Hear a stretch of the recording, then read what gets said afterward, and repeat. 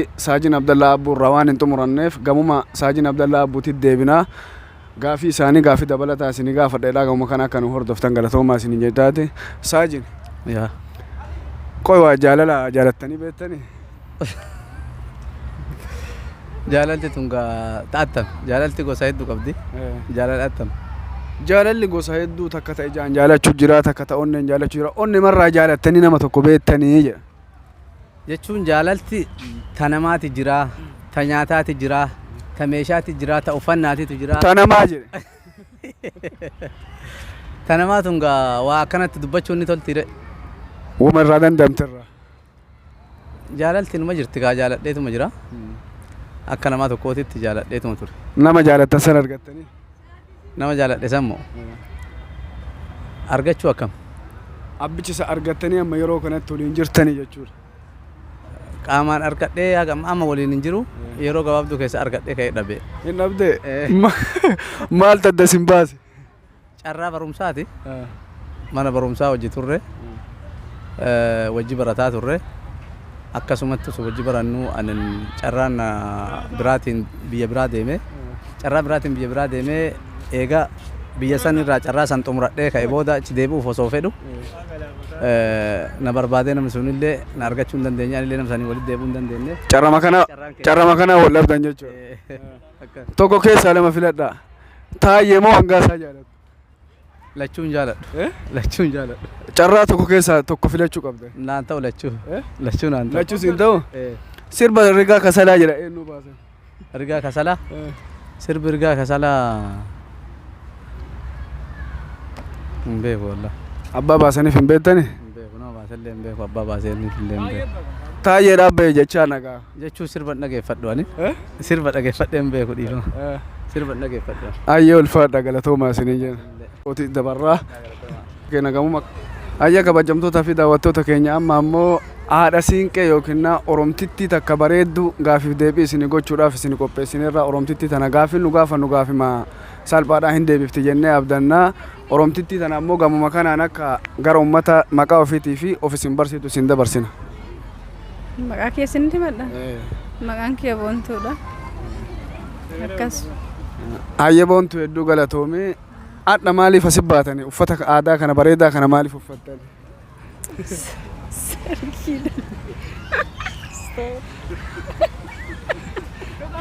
Bashannanuudhaa fi sirba yaanii sargii aruusa qabna. Kanuma kanaaf asii wal geenne. Aruusa kanaaf baatanii uffata kana aadaa uffata eessaa uffattani? Aadaa keenyaa aadaa Oromooti. Aadaa saba keenyaati kan boonsuu yaanii abbaa gadaa. Aadaa Oromoo keessa aadaa Oromoo Arsii uffattanii jechuudha. Isa uffattanii baatanii. Arsii uffatanii. Kun ammoo maqaan isii maalidha? Killa. Killa jedhama. Maal fa keessa godhan? Urgoo. Guyyaa jaarsi jaartii fuudhee galuuni urgoo dhadhaa urgoo jedhanii maal waan akkasii na fakkaata. Isa keessa godhan. Ayya galatoomi Boontuu ta'e nagaafiif deebii kana nu gochuu hedduu galatoomi. Ashama harka fuunee kabajamtoota yookaan dhaggeeffattoota miidiyaa burqaa seenaa hundi keessan hordoftoonni keenya dhagaafiif deebiin nuti irra taasisaa jirru haalaan hedduu kan nama ajaa'ibsu yookaan kan nama hawwatu sabiskiraabii sheer gochuun dagatina agaafii ayyee maqaan kee guutuu isaa himaa. Tibbeessoo Dastaa jedhama. Tibbeessoo Dastaa jedhamta jechuun caammaa jawaarii jaalattamu? Taayyee jaalatta? Caammaa jawaarii jaaladha. Sababbiin hoo? Sababbiin caammaa jawaarii jaaladhuuf lafti jawaar ejjatteeyyuu akka qorsoo maate waan ta'eef odoo caammaa ta'ee caammaa isaa ta'e osoo inni na godhatee irra hawwa taayyee ta'e namummaa inni na fayyadu caala. Kanaaf jawaar jaaladha caammaa jawaar jaaladha. Hayyee sirbi yaadammii rigaa kachalaa jedhu eenyu bahe? Taayyee danda'atiif bahe. Rigaa kachalaa jedhamee ka'ee maal jedhame? Inni yaadadhu wallah. Rigaa kachalaa jedhamee yaadadhu? Yaadadhu. Hin dhageeffanne isa haalaan. Bakkuma isaa yoo jedhe naa caba waan ta'eef keessa darbee baay'ee hin dhageeffanne. Hayyee taphattoota addunyaa keessaa eenyuun jaalatta? Taphattoota addunyaa keessaa Liyoonel Andirees Meesii jaaladha. Abbaa Baalaandorii 7. Liyoon Andirees Meesii jaalatta. Garee kam dagafta? Garee kilaba Ingiliizii Cheelsii jaalatoonni miidiyaa burqaa seenaa like sabiskiraab sheer godhuun obboleessa keenya kana jajjabeessa ati bira dhaabbadhaa isiniin jedha. ulfaadha. Ashama ammallee akkuma itti fuufetti jira gaafiif deebii keenya akkuma itti fuufetti jira daamana maqaan kan kee ka uumamaa kan yookaan warri si baaseen Maammadiisaadha. Maammadiisaan Maammadiisaa jaganutti. ayyee Maammadiisaa jireenya kan kee keessatti umriin kee 25. 25 jechuun umurii 25 kana keessatti guyyaan haalaan si jibbisiisee silaa guyyaan sun inuma guyyaa san arguuf hin feene yaadatta? Yaadadha. Maaliif yaadatta guyyaa san? Guyyaan sun guyyaa Hacaaluun nurraa ajjeefame gaafa san. Eshi guyyaa Hacaaluun nurraa ajjeefame yaadatta guyyaa badaa jechuudha. Guyyaan umurii 25 kana keessa guyyaan ati haalaan gammaddee gammachuu haga hin qabne gammaddee beektu jira. Maaliif akka gammaddee illee sababii hojii? Gaafni an gammadeen jira gaafa Jawaar Faati biyya karaa nagaatiin oofne jedhanii biyya galansanii bakka gammadee ture. Xumura isaa waan hin hubanneef yeroo san gammadee ture. Jaalalli si qabee beekaa? Nama jaalatte argatte? Nama jaaladhe argadheere. Nama jaalatte argatte? Maashaallah maashaallah haga argatte kana amma atta jirta garuu mee gammachuu qabdamoo namoota jaalatanii arganneef maal dhaamta? Ka jaalatanii arganneef takka kun hireedha.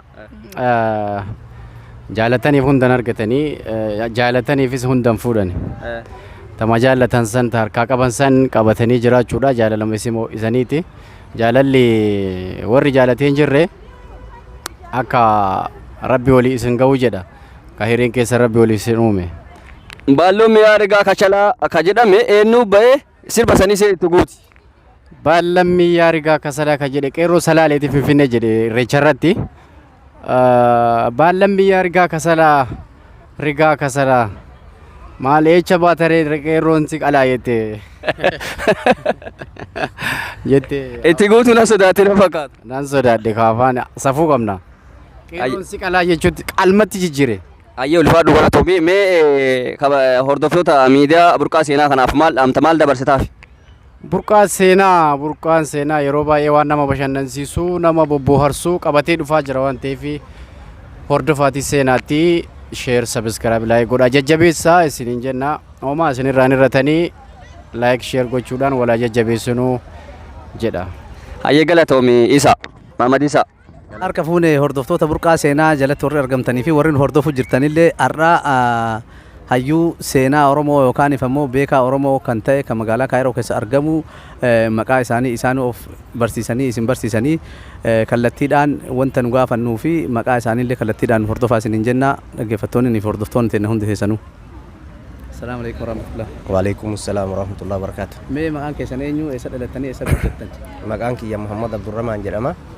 Gootaan itti dhaladhe Godina Shaashamannee aanaa Daabbaa ganda Quumaa Wixichoo jedhama. Amma bakki jiraattan eessa? Kaayiroo Faayidaa Kaamil. Kaayiroo Faayidaa Kaamil keessa jiraattan. Mee gaafii tokko tokko isin gaafachuudhaaf eeyyamamaa taatanii? Jabaattee fi laafteetti illee eeyyama taanee waan namni nama gaafate deebisuu qabanii waan dadhabanitti yaaduu qaban. Ayyee uummanni keenya alaa fi keessaanillee isin hordofaa jiranii waan isin hordofuu jiraniif isin hordofuu jiraniif mee seenaa Oromoo keessaa aadaa fuudhaaf heeruma aadaa Oromoo keessatti illee aadaa Arsii mee waan beektanirraa fuudhaaf heeruma keessaa waan tokko tokko naa dubbisa naa hima. Fuudhaaf heeruma keessaa aadaan Oromoo waa hedduu qabdi. Fuudha 3 irraa 4 qabdi.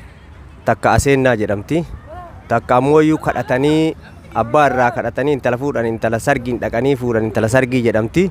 Tuun intala butaa jedhamti. Intala hawwii jedhamti. Tana qabdi aadaan Oromoo. Mee seenaa jechuun akkam? Seenaa jechuun argitee ufumaan dhuftee intalti warra afaan golaanu jalaa goraa argitanii seenaan akkasii seenti. Warra afaan golaanu jalaa goraa jedhaa seenti. Warra afaan golaanu jalaa goraa jedhaa seenti. Siinqee qabattee seenti. Jalaa goranii teessisan. Gizee isii seentu san warri isii itti seentu sun jalumaa goree jedhisa. Jalaa golee ililililil jedhaniiti eega argitee wolobaan sarbaa xurii osseente hin galchanii uumaa ambaati jalaa fixatani. Hin seentee teettisiin. Namumatti soqaniiti argiteetiin namni qaraayyuu isinuu beektee jennaan dhuftee abbaan isin beektee dhuftee sunillee mana jira ni beekanii akkasi seentisiin. Hawiinoo hawiin. Hawiin abbamaa fi argiteetiin isii walii galaniitti wal hawwatani.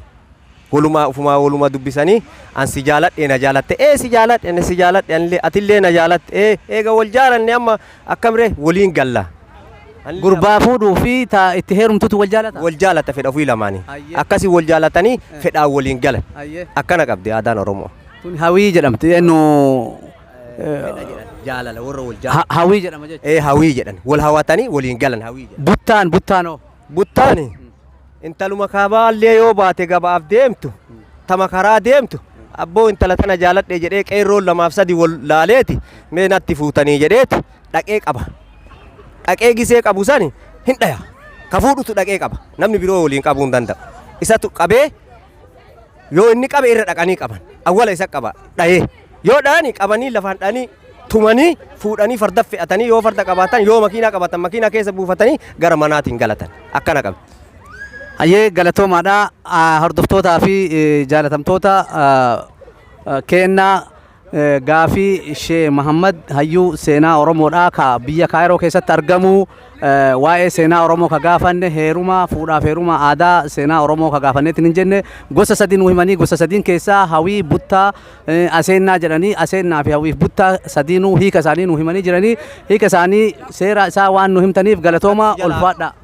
Takkas jalaafi takadhaa jette amma ta intala fuudhani ta sargii godhani abba dhaqanii kadhatani. Abbaan naa kenni intalatee jaaladhe gurbaa kiyyaa jettee arse dhayxee wal ergattee gaafatti. Maarree sii kenne intalti sii kennu tun gabbaraan dhufte wal gara jettee wal gaafatti. Uumaan baate. Ta gabbara taatu gabbara jedhe. Ta wal gara taatu wal gara jedhe. Uumaan tiyya tanaan naa kenni jedhe. Yoo buqqee hajame anuu buqqee sirra hajamaa buqqee naa kenni jedhe. Yookaani maarree sii kenne guyyaa sargii sii qaba jedheeti tartiibessee fi guyyaa isaa qabee fi akka uumaan baageessee itti gurgura balbalatti dhaamatee gosa ofii baasee eessuma balbala dhufanii kadhatantu tana qaba. Attana qaba. Eessuma baasee durbii baasee daangaa baasee gurbaa akkanaa gosa akkanaati yoo argitee amma kan walbatannaa gurguru taate walbatannaan bayee dhufa. Ka fuudhoo qoomaa taate taa'ee eeggata. Dhufee hamoomonni yoo balbala ga'u fooyinnaa jedhee taa'ee keessummeessee akkasii walii gurguree walirraa fuudha. Aadaan Oromoo kana qaba. Hayyee galatoomaa ulfaadhaa waa'ee seenaa Oromoo nu himtaniif isin galatoomfannaa ulfaadhaa horaa bulaa dagaagaa isiniin jenna. Illee galatoomaa isiniin jenna horaa bulaa. Hordoftoota kennaa burqaa seenaa jala warri jirtanii fi warri burqaa seenaa hordofuu jirtan akkasuma amma obboleessa kennaa gaafii gaafannuu fi warroonni nu hordofuu jirtan kallattiidhaan nu hordofaadha. Ashama harka fuula. Nagaa akkam bagan kan dhuftan. Fayyaa keessanii? Nagaa akkam fayyaadha. Eenyu isin jedhani? Hundee qajeelaan jedhama. Hundee qajeelaa eessa dhalatee eessatti guddate? An Amboo keessatti dhaladhe, Amboo keessatti guddadhes. Amboo keessa dhalatee Amboo keessa guddate? Amma eessa jiraata? Amma Kaayiroo keessan jiraadha. Hayyee gaafii takkan isin gaafadha. Aadaa Oromoo keessatti aadaan gaafa namni du'a durii aadaa dur yoo namni du'eetiin hin jedhu namni jabaanis yoo du'u namni laafaa jechuun namni lubbuun laafaa fi jabaan qabdu namni yoo du'eetiin hin jedhu akkamitti bo'anii boochisan mee? Egaa akka naannoo keenyaatti fardaanis dhufaa lafoodhaanis dhufaa oofan jechaati. Oofan sanyiin egaa namoonni yeroo du'an firri hin dhufaa fira sanarratti akkuma egaa aadaan Oromoo gara garaa adda addaa oofan jechaati.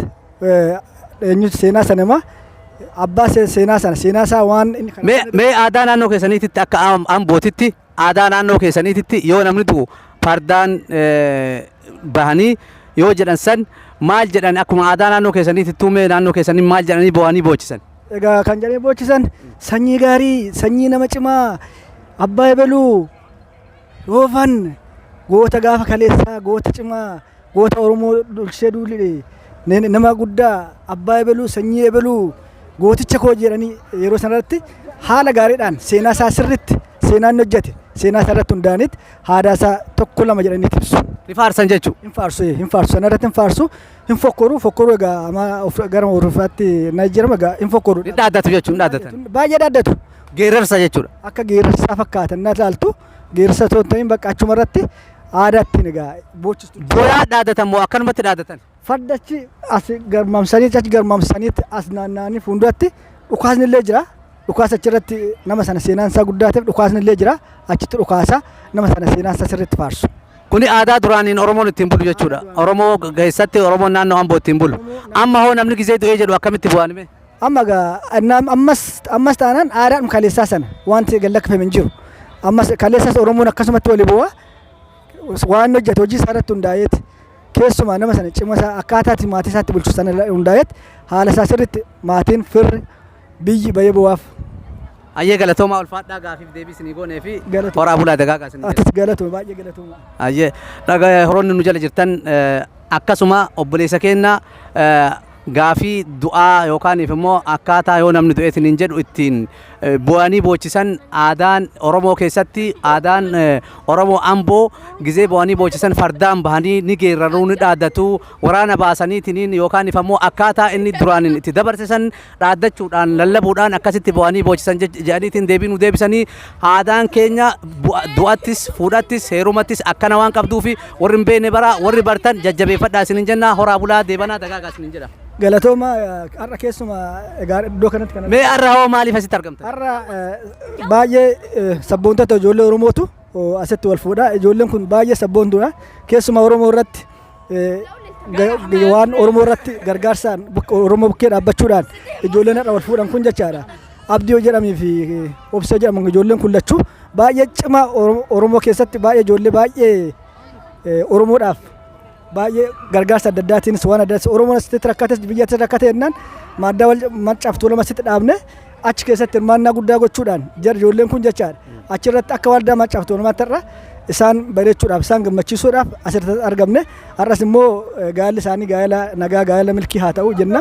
Guyyaa irraa sirna gaa'elaa irra jirtan jechuudha. Baay'ee sirna gaa'elaa irra jirra baay'ee gammannee jirra baay'ee waan nama gammachiisuudha sirna obbolaa keenyaa kanatti baay'ee gammaduudhaaf asitti ishii bareechuudhaaf asitti argamne.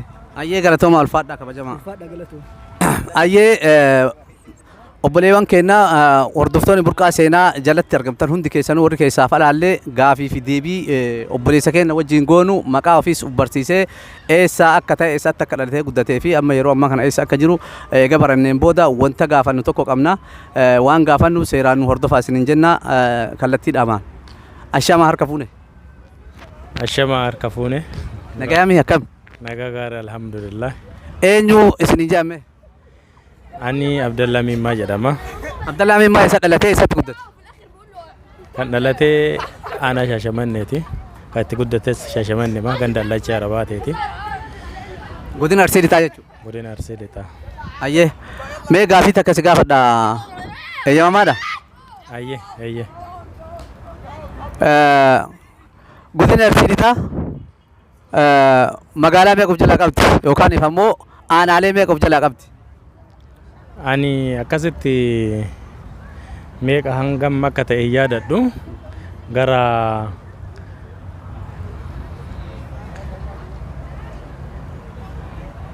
gara kudhaa wayii of keessaa akkas. Hayyee biyya keessan turree yaadattu jechuudha.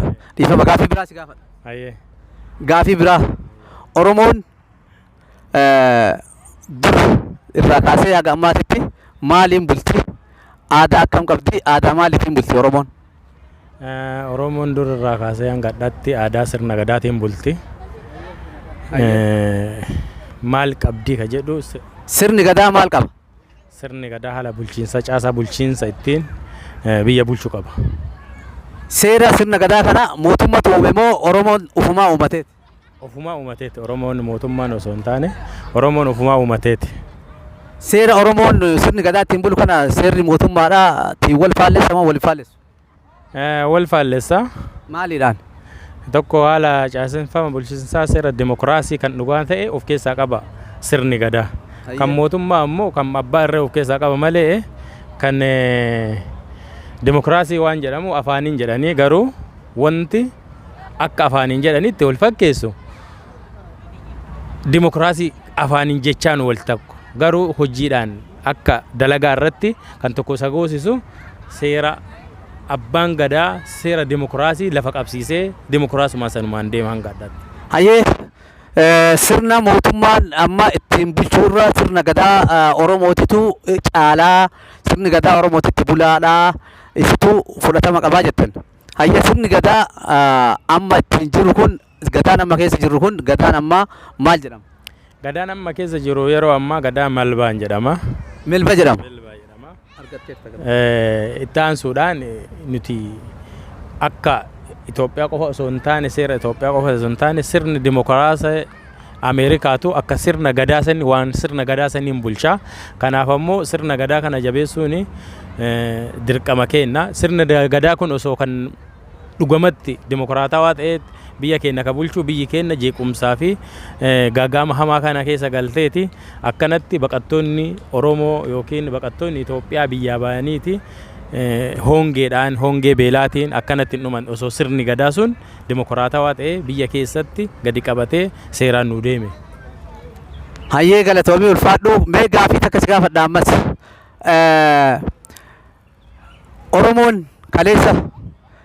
Oromoon kaleessa gizee roobni roobuu dhabee yookaan ifammoo bun hongeen baay'ateetiin hin jedhe maal jedhaa akkamitti waaqa kadhata eessatti baha yoo baheetiin jedhe ammoo maal jedha? Oromoon durri yeroo waan roobuu dide tullutti bahee ateetee yookiin ammoo siinqee hawwatiin siinqee qabattee tullutti bahee yaa Rabbi nu roobi jettee siinqee ofii waliin dhooftee siinqee gaara gubbaatti teetti jechuudha. Amma jira wanti sun? Amma iddoo gargariitti hin argama garuu iddoo hundatti hin jiru. Akka hin jirretti iddoo tokkotti malee hin jiru. Yoo akkasii Oromoon baheetti waaqa kadhatu waan nana nu roobii jedhee siinqee ateetee baafattee dubartiin illee dhiirillee bahanii waaqa kadhatanii hin jedhan kana tullutti bahanii malkatti bahanii kadhatan kana waan hin roobamu roobu. Ajaa'ibaa fi kun waa lama nama keessa bulchaa. Yoo hin rooba jennee itti amanne ammoo akka shirkii sanitti garuu hin roobaaf waan yeroo sanitti waan arge keessa naannawa keenyatti yeroo wayi siinqee qabatanii ala bulaa turan waan roobuu didanii waan roobee fi mana galan garuu akka amantii keenyatti ammoo shirkii jennee yoo san sanitti amanne taate shirkii ta'a garuu yoo hin roobaaf waan waluma qaba. Hayyee ulfaadhu galatoomii boleessa keenya Abdallaa Mimmaa mee Oromoodhaafis ta'ee ka jiruu fi ka biyya kana keessa jiruufillee ka biyya keessa jiruufillee aadaa Oromootii fi sirni Oromootii fi sirni mootummaa nama ittiin bulchuu fi sirni gadaa maal akka wal faallessuu fi waa hundaayyuu si gaafannee jirra. Oromoon akkamiin akka bultu akkamiin akka waaqa fi kadhattullee sirraa barree jirra jedheetiin yaada. Amma wanti Oromoodhaa fi uummata Itoophiyaa waliigalatti dhaamtu waa'ee sirnaa kana keessatti sanuu sirnaa kana keessa irratti ilaalchiseeti maal? Tokko duraan dursee burqaa miidiyaa seenaa burqaa miidiyaa kun galatoomaa isiniin jedha. Itti aansuudhaan miidiyaa kana guddisuudhaaf namoonni nu daawwatan miidiyaa kana share subscribe godhaati.